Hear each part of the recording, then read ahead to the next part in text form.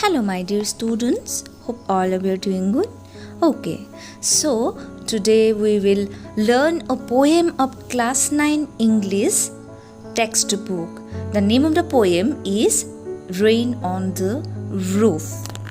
This beautiful poem is written by Coach Kinney. গটিকে আজি আমি তোমালোকৰ ক্লাস 9 ৰ ইংৰাজী টেক্সট বুকখনৰ ইংৰাজী যিখন তোমালোকৰ কিতাপ তাৰে ৰেইন অন দা ৰুফ নামৰ কবিতাটিৰ বিষয়ে আলোচনা কৰিম। কবিতাটিৰ মাজলৈ যোৱাৰ আগতে তোমালোকে মোক কোৱাচোন বৰষুণ ভাল পোৱা নে নাই?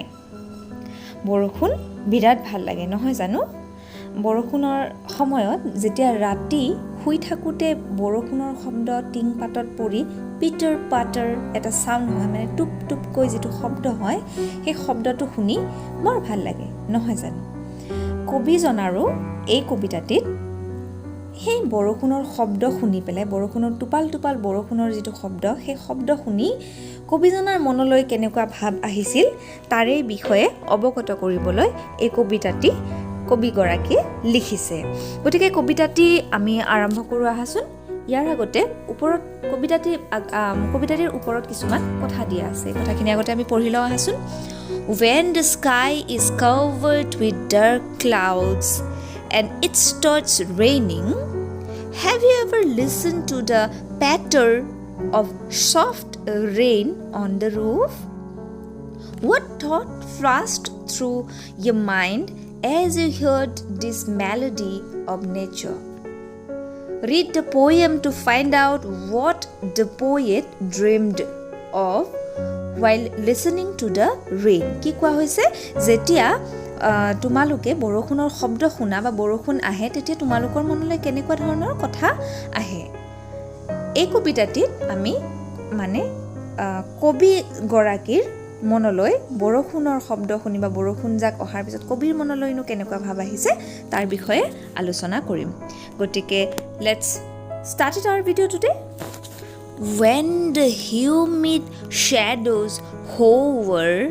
over all the starry spheres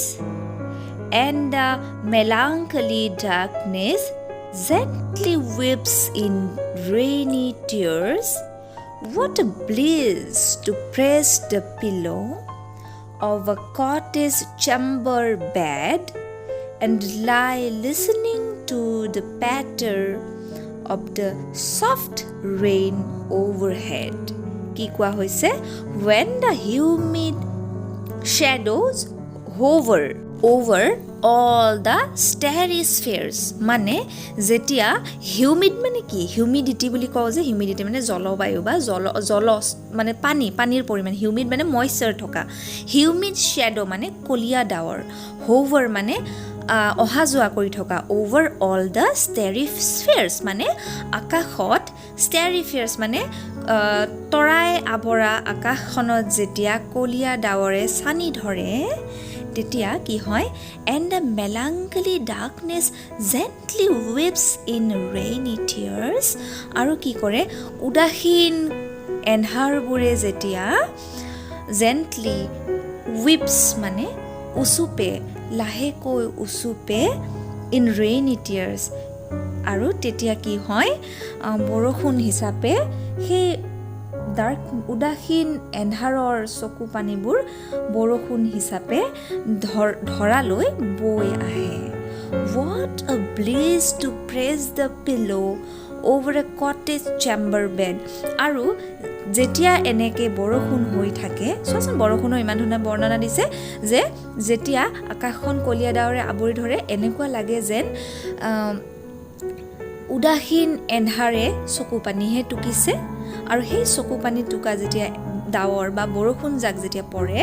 তেতিয়া ইমান ভাল লাগে, ব্লিছ মানে বিৰাট ভাল লগা, বহুত ভাল লগা, আল্টিমেট হেপিনেছ, ইমান ভাল লাগে। কি কৰি ভাল লাগে বাৰু? টু প্ৰেছ দ্য পিলো মানে গাৰুটোত মূৰটো গুজি দিয়া, of a cottage chamber bed মানে নিজৰ বেডৰুম বা শুৱনি কোঠাটোৰ কথা কৈছে, যে নিজৰ শুৱনি কোঠাত যেতিয়া গাৰুটোত মূৰটো গুজি দিওঁ তেতিয়া ইমানেই ভাল লাগে, and lie listening to the patter of the soft rain overhead. আৰু মূৰৰ ওপৰত দি থকা এই বৰষুণজাক মানে টিঙৰ ওপৰত পৰা পেটাৰ মানে পিটাৰ পেটাৰ শব্দ মানে টিপ টিপকে যেটো বৰষুণৰ পানীৰ শব্দ টুপাল টুপাল বৰষুণৰ পানী যেতিয়া টিঙৰ ওপৰত পৰে বা ঘৰৰ ছাদৰ ওপৰত পৰে তেতিয়া যেটো শব্দ হয় সেই শব্দটো শুনি শুনি বিছনাত মানে গাৰুটোত মূৰটো গুজি বিছনাত শুই থকাৰ আনন্দ যে ইমানেই বেছি যে ভাষাৰে বৰ্ণনা কৰিব নোৱাৰি সঁচাকে এই বস্তুটো বিৰাট ভাল লাগে তোমালোকৰ ভাল লাগেনে যেতিয়া বৰষুণ দি থাকে বৰষুণৰ সময়ত শুবলৈ বৰ ভাল লাগেনে নাই ঠিক তেনেদৰে পোয়েট বা কবিজনাৰো তেনেকে বৰষুণৰ বতৰত শুই থাকিবলৈ বিৰাট ভাল লাগে Every tinkle on the shingles has an echo in the heart and 1,000 dreamy fancies into beehive start and 1,000 recollections wave their air threads into woof as I listen to the patter of the rain upon the roof কি কোৱা হৈছে every tinkle on the shingles এতিয়া আমি জানিব লাগে shingles নো কি এই যে তোমালোকে ছবিত দেখিছা টিঙৰ ওপৰত দুখৰ কিছুমান টাইলছৰ টুকুৰা তাকে shingles বুলি কোৱা হয় গতিকে কি কোৱা হৈছে ঘৰৰ ছালৰ ওপৰত পৰা বৰষুণৰ প্ৰতিটো টোপালে has an echo in the heart মোৰ হৃদয়ত এটা ঝংকাৰ বা এটা প্ৰতিধ্বনিৰ সৃষ্টি কৰে and 1,000 dreamy fancies into busy being stirred আৰু হাজাৰ ভাৱনা মোৰ মনলৈ আহিব ধৰে dreamy fancies মানে কিছুমান সপোন হাজাৰ সপোন বা ভাৱনা কিছুমান মোৰ মনলৈ আহিব ধৰে busy being বুলি কবিজনাৰ কথা কোৱা হৈছে and 1,000 recollections wave their air threads into woof আৰু হেজাৰ কথাৰ বা ভাৱনাৰ ৰিকালেকশ্যন মানে বহুত হাজাৰ ভাৱনা একেলগে লগ হৈ পেলাই wave their air threads into woof মানে কি কৰিছে আমি যে তাতত যে কাপোৰ বওঁ যেনেকে এয়াৰ থ্ৰেড মানে কি কোৱা হৈছে সূতাইদি মানে যেন এখন জালহে বৈছে ভাৱনাৰ এখন জালহে যেন বৈ আছে তেনেকুৱা হৈছে মানে ইয়াৰ মিনিংটো এয়াই যে যেতিয়াই সেই শব্দ মানে বৰষুণৰ শব্দ যেতিয়া কবিজনাই শুনিছে সেই শব্দই তেওঁৰ হৃদয়ত সেই শব্দ প্ৰতিধ্বনিত হৈছে আৰু সেই শব্দৰ লগে লগে তেওঁৰ মনত হাজাৰ ভাৱনা আহিছে আৰু সেই ভাৱবোৰ একেলগে লগ হৈ যেন এখন জালৰহে সৃষ্টি কৰিছে আৰু এনেকুৱা কেতিয়া হৈছে কবিৰ মনত যেতিয়াই কবিয়ে as I listen to the patter of the rain upon the roof আৰু যেতিয়াই মই বৰষুণৰ শব্দ roof বা ছালত শুনিছো মানে টিঙৰ ওপৰত বা ছালৰ ওপৰত শুনিছো তেতিয়াই মোৰ এনেকুৱা ধৰণৰ বিভিন্ন ধৰণৰ ভাৱনা আহি এখন জালৰ সৃষ্টি কৰিছে Now in memory comes my mother as she used in years agone to regard the darling dreamers before she left them till the dawn. Oh, I feel her fond look on me as I listen to this refrain which is played upon the shingles by the patter of the rain. ইয়াত কি কোৱা হৈছে যে কবিৰ নিজৰ মাকৰ কথা মনত পৰিছে কবিৰ নিজৰ মাক এতিয়া জীয়াই থকা নাই কিন্তু যেতিয়া বৰষুণৰ শব্দ শুনিছে কবিয়ে তেতিয়া কবিৰ মাকৰ কথা মনত পৰিছে কি কৈছে now in memory comes my mother এতিয়া মোৰ মাৰ কথা মোৰ মনলৈ আহিছে মাৰ স্মৃতি মোৰ মনলৈ আহিছে as she used in years ago বহু বছৰ আগতে to regard the darling dreamers before she left them till the dawn বহুত বছৰ আগতে যেতিয়া মোৰ মা জীয়াই আছিলে তেতিয়া মই যেতিয়া এনেকে শুই আছিলোঁ যেতিয়া মই কি কৰিছিলোঁ যেতিয়া বৰষুণ দিছিলে আৰু বৰষুণ দিওঁতে যেতিয়া মই ধুনীয়াকৈ সপোন নগৰীত উঠি ভাহি ফুৰি বিচনাত শুই আছিলোঁ তেতিয়া কি কৰিছিলে আমি জানিম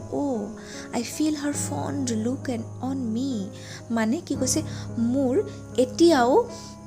কি হৈছে অনুভৱ হৈছে মই ফিল কৰিব পাৰিছোঁ আজিও মই অনুভৱ কৰিব পাৰোঁ মোৰ মাতৃৰ বা মোৰ মাৰ সেই মৰম লগা চাৱনি মোক চাই থকা সেই মৰম লগা চাৱনি